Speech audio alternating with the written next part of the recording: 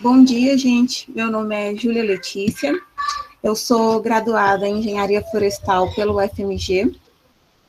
Sou mestre em produção vegetal, pelo FVJM, sob orientação do professor Germano e com orientação do professor Marcos. E agora, nesse primeiro semestre, iniciei o doutorado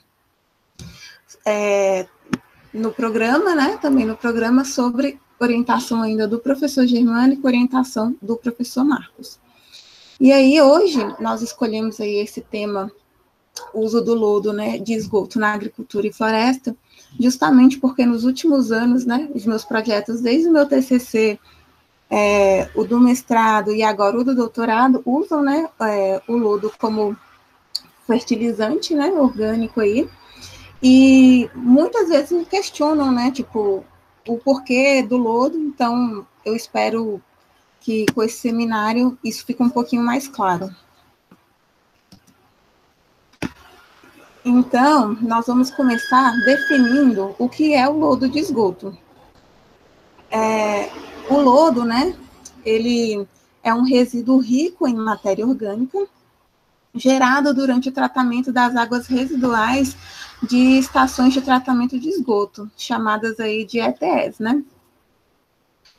Resultante desse processo aí de tratamento, nós vamos ter o biossólido, que é o nome dado ao lodo de esgoto, porém já tratado ou processado, que vai apresentar características que permitam, sua reciclagem de maneira racional e também ambientalmente segura.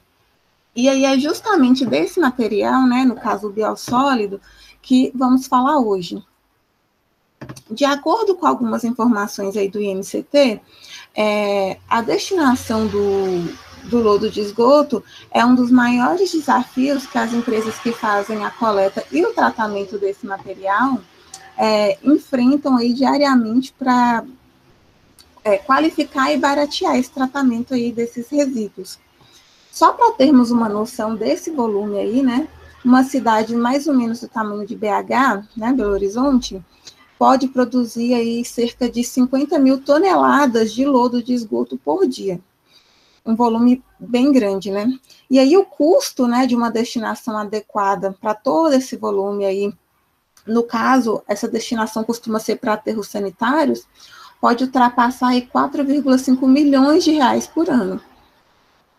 Sem falar do alto risco ambiental, de contaminação ambiental e a saúde pública, Sendo que esses riscos vão ser potencializados quando é feito o descarte inadequado desse material.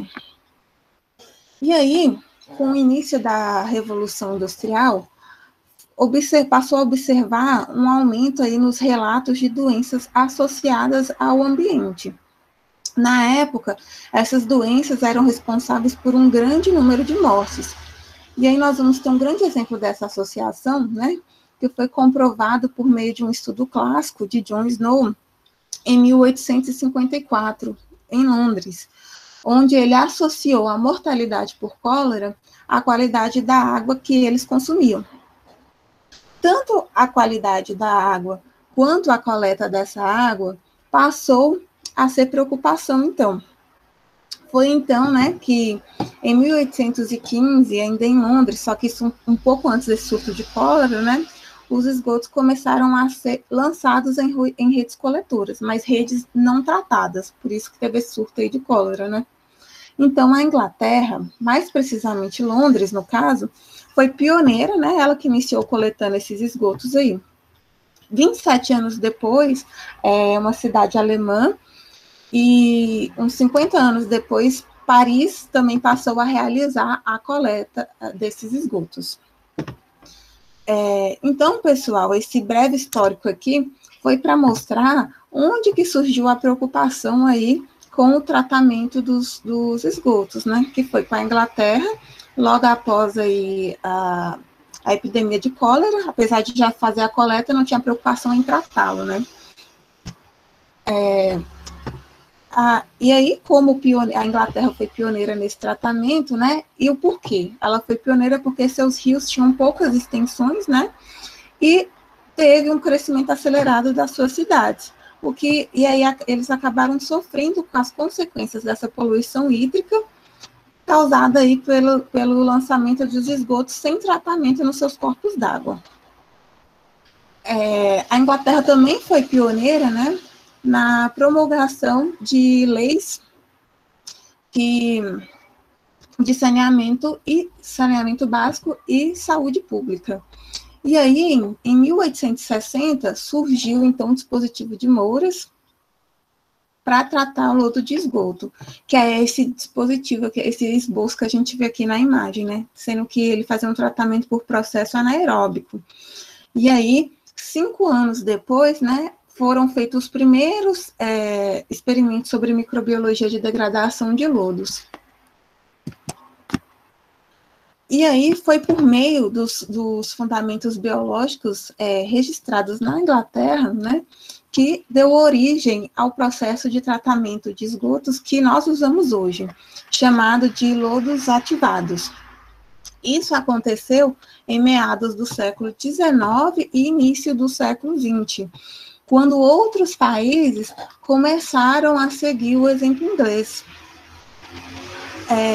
O resultado aí dessa preocupação foi que, mais ou menos em 1887, 1890, né, eles construíram a Estação Experimental Lawrence na cidade de Massachusetts, nos Estados Unidos.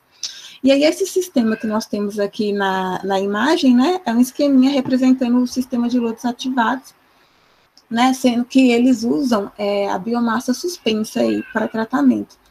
E foi essa tecnologia, né, que propiciou aí efluentes claros, límpidos, sem odor e de alta qualidade.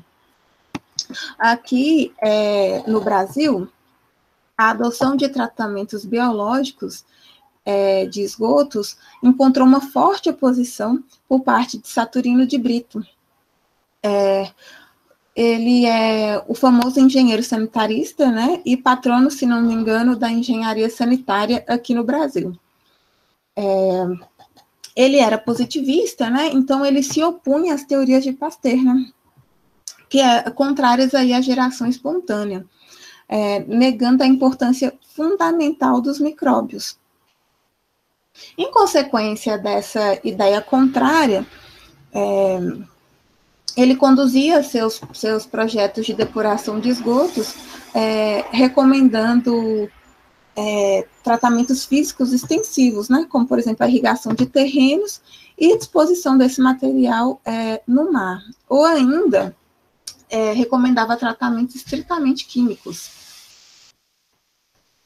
Então, esse esquema aqui, gente, ele está representando, como eu disse, o sistema de lodos ativados, que vai ter, né, um tanque de aeração, um decantador secundário e um sistema de circulação do lodo. No caso, é no decantador secundário que vai ocorrer a sedimentação dos sólidos, né, que é a biomassa, no caso. E aí, essa sedimentação, né, que se torna interessante para a agricultura. A maior parte do esgoto doméstico, ela vai ser composta aí por água e uma fração bem pequena de sólidos, sendo que 70% desse material sólido é de origem orgânica, podendo conter aí proteínas, carboidratos e lipídios. Nessa tabela aqui, a gente pode observar as variações na composição de lodo de esgoto gerado nas estações de tratamento de Franca, Barueri e de Jundiaí, no estado de São Paulo, e nas estações aí de Curitiba e Paranavaí, no estado do Paraná. A utilização do lodo de esgoto em solos agrícolas, né, vai ter como principal benefício a incorporação dos macro, né, nutrientes, como, por exemplo, nitrogênio e fósforo, bem como a incorporação de micronutrientes, como, por exemplo, zinco, cobre, ferro, manganês e molibdênio. Analisando essa tabela aqui, a gente pode perceber que há uma diferença na composição desse lodo de esgoto de acordo com a estação de tratamento, sendo que isso pode impactar diretamente a cultura. Por exemplo, o maior teor de nitrogênio nesses lodos aqui vai encontrar-se na estação de Franca e na estação de Curitiba. Aqui, né? Só que o fósforo, por exemplo, né, foi mais abundante em Barueri e em Franca, né, só que em Franca em menor fração, né, mas foram as duas estações mais abundantes. Já o enxofre, né, por outro lado, olha aqui, ele não foi presente, né, nos lotes observados aqui, né, nas estações de tratamento de Curitiba e na estação de Paranavaí. Esse biossólido, né, ele vai poder ser aplicado, então, de diferentes maneiras, né, nós vamos poder aplicá-lo a lanço, via incorporação no solo mesmo, dentro das covas, né, em covas, nos sucos de plantio também, por exemplo. Pesquisas, né, vêm demonstrando aí que o emprego dessa biomassa ou lodo de esgoto na agricultura chega a ser 60% mais econômico do que seu envio a aterros sanitários. Essa economia aí pode representar aí cerca de R$ 470 por hectare. O que representa, né, vai representar um aumento significativo aí do lucro para o produtor, né, é um valor bastante expressivo.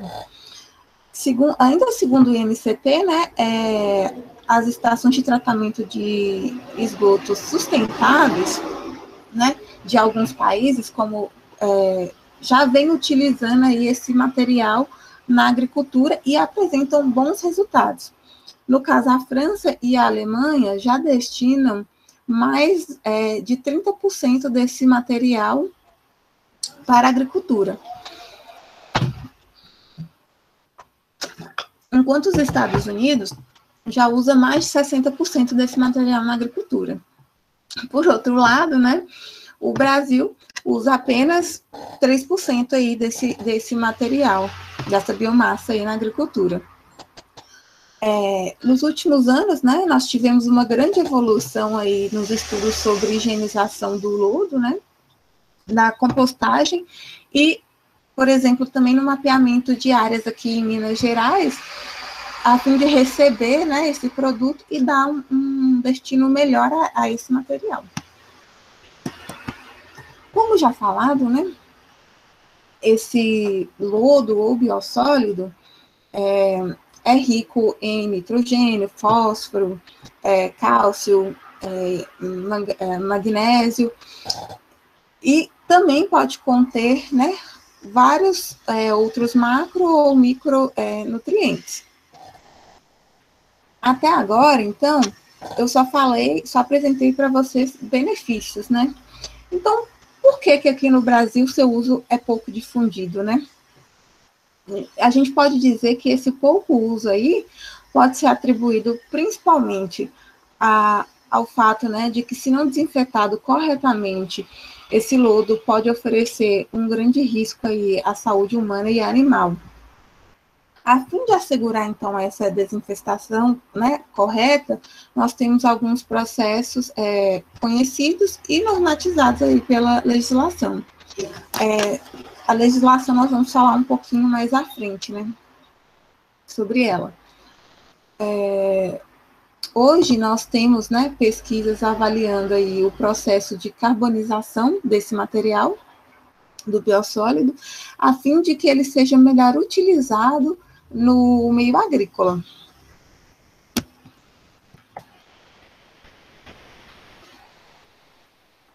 Com aspectos limitantes, né, do uso do lodo na agricultura e floresta, nós vamos ter o fato de que algumas cidades, né, poucas cidades, no caso, são dotadas aí de estações de tratamento, né, O Ministério aí de Meio Ambiente estima que menos de 10% do nosso esgoto, né, urbano aqui no Brasil é tratado antes de ser lançado nos rios. Então, é uma fração muito pequena, né, do nosso território. A composição variável desse produto, né, é outro aspecto limitante. Como mostrado naquela tabela anterior, né, um pouco mais à frente, essa composição aí vai depender muito da origem e do processo de tratamento desses rejeitos. Sendo que um biossólido típico, né, ele vai apresentar em torno de 40% de matéria orgânica, 4% de nitrogênio e 2% aí de fósforo e demais macro e micronutrientes aí.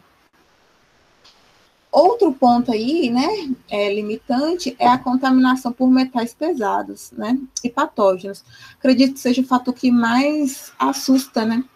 Apesar de que, segundo Evans, a gente tem mais de 50 mil aí artigos científicos publicados aí com o uso do lodo de esgoto, e em nenhum deles, né, encontrou-se efeito adverso aí de seu uso controlado na agricultura. Outro aspecto aí que os produtores costumam reclamar é o mau odor desse material. No entanto, esse mau cheiro, né, ele vai ser resultado aí da má estabilização desse fertilizante. Então, quer dizer que ele não foi entregue de maneira correta.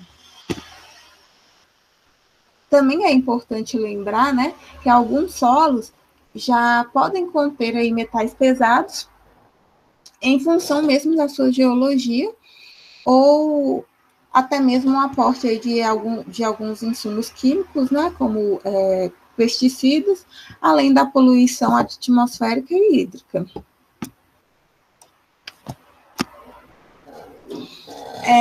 Justamente, né, por essas ressalvas aí, e temores aí de contaminação por metais pesados, né, principalmente aqui no Brasil, e entre as diversas alternativas de uso desse biossólido, né, o uso, né, desse material aí para fins florestais ou na recuperação de áreas degradadas vem se apresentando aí como uma das mais viáveis, podendo esse biossólido, né, ser aplicado aí como condicionador de solos ou fertilizante.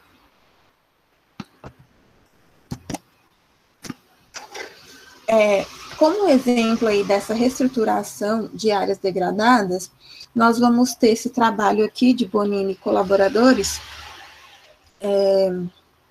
onde eles usaram 6 tratamentos, sendo que os 3 primeiros aqui, ó, que a gente pode ver, seriam as testemunhas, e esses 3 últimos tratamentos aqui fazem uso, né, do lodo de esgoto. Eles estudaram, então, 4 camadas aí de profundidade, né, do solo, avaliando aí as características físicas desse solo, como macroporosidade, micro e a porosidade, né.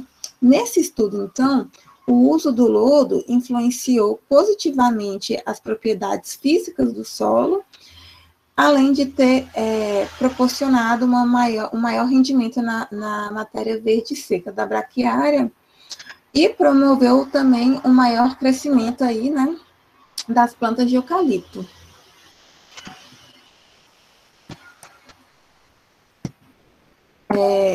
Aqui no Brasil, ainda não existe, né, uma norma específica, né, aplicável à questão do uso do lodo de esgoto como fertilizante. No caso, na agricultura, né, digo.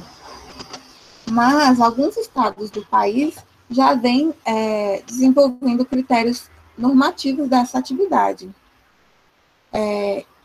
Foram definidos aí parâmetros como qualidade do solo, concentração, né, teor aí de metais pesados, né, organismos patogênicos e a estabilidade desse material aí.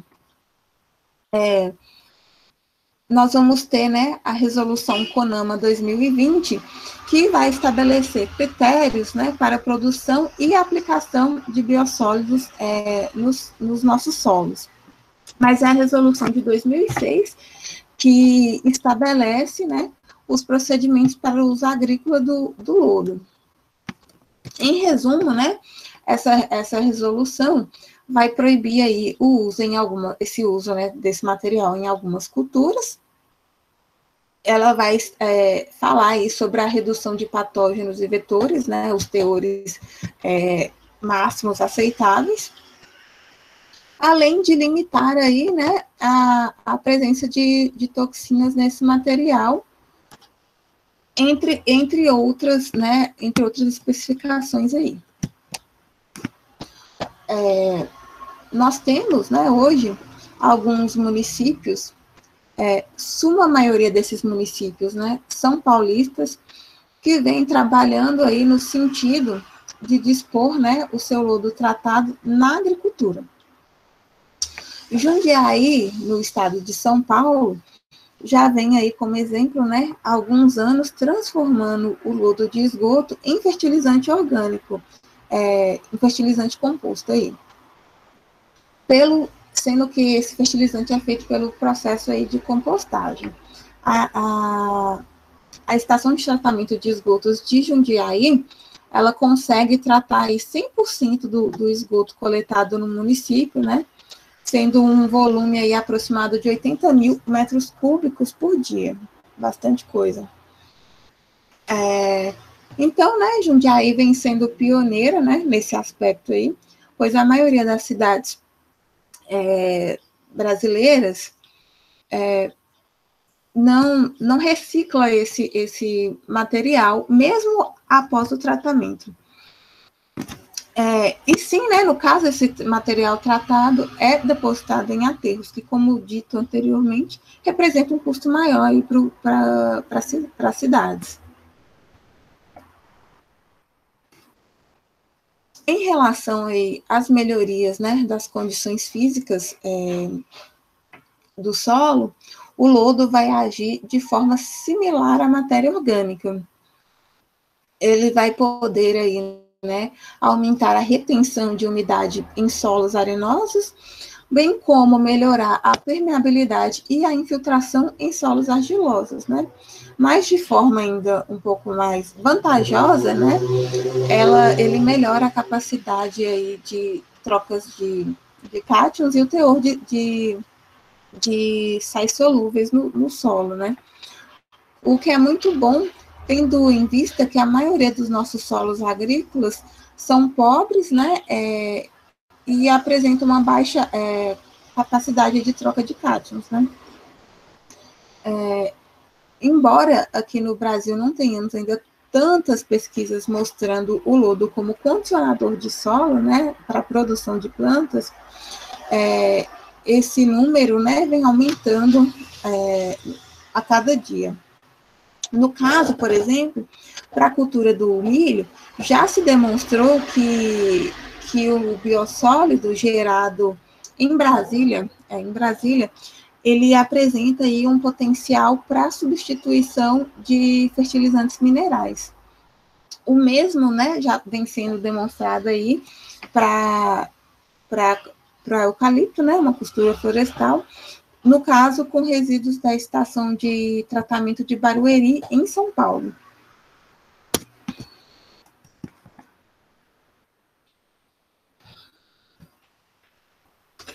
Então, o nitrogênio vai ser, via de regra, o fator determinante, né, do aproveitamento agrícola aí do biossólido. Entretanto, né, cuidados, né, devem ser tomados, pois taxas muito elevadas, né, desse elemento podem impactar aí a qualidade da água subterrânea. Devido à sua alta mobilidade no solo, o nitrato, né, decorrente aí da mineralização do nitrogênio, ele vai poder deslocar-se aí com facilidade para baixo da zona radicular. Por isso é importante conhecer, né, as taxas de mineralização do nitrogênio no lodo de esgoto. Então, as taxas de mineralização após a aplicação desse biossólido vai indicar, né, em que época e em que quantidade esse nutriente vai estar disponível à absorção radicular. Ou a lixiviação aí no perfil do solo. Isso, no caso, né, quando isso é feito em quantidade acima aí da necessidade da planta. Avaliando, então, as taxas de mineralização, né, obtidas nesse trabalho aqui, para as 4 doses, né, de lodos aplicadas no solo, conseguiu, né, então, observar-se que o comportamento aí foi semelhante entre eles. Então, teve uma maior taxa, né, de disponibilização de nitrogênio nos primeiros dias. Depois dessa taxa de mineralização, né, foi diminuindo aí com tendência à estabilização por volta aí do 3º mês. Isso vai mostrar para a gente que mesmo lenta, né, a mineralização aí do nitrogênio por esse composto, ela vai ser contínua.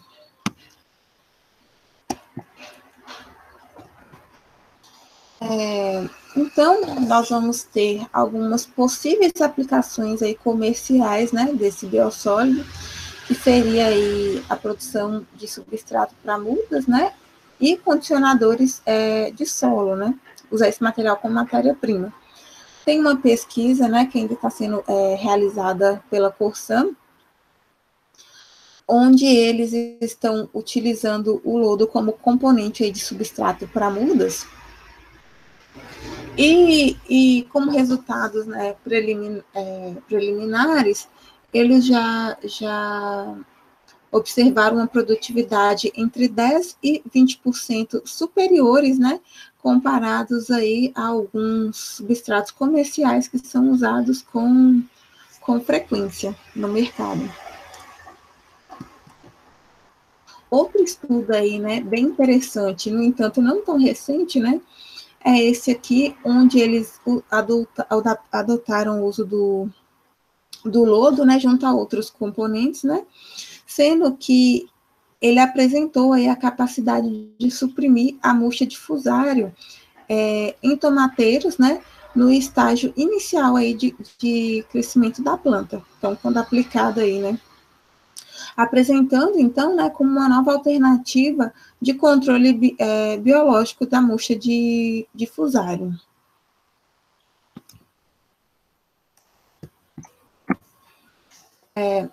Como vimos até aqui, o lodo de esgoto, né, ele pode ser um excelente condicionador de solo e fertilizante orgânico, né?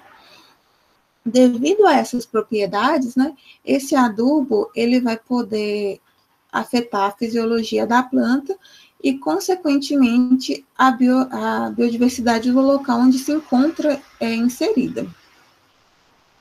É o que vai nos mostrar esse estudo clássico aqui de Cooley e Pimentel, onde ele utilizou plantas de couve, onde a fertilização com o lodo de esgoto, né, quando comparada aí com esterco e com fertilizante mineral, resultou em plantas mais saudáveis e, consequentemente, menos insetos. O que provavelmente aconteceu por essas plantas terem se tornado mais saudáveis, suportando aí um maior número de predadores, ou ainda pode ser atribuído, né, ao fato de que propiciou aí o aumento da biodiversidade, onde plantas maiores e melhores nutridas, vão suportar uma maior densidade populacional de insetos, onde o aumento do número de predadores manteve o número de fitófagos, né, sob controle.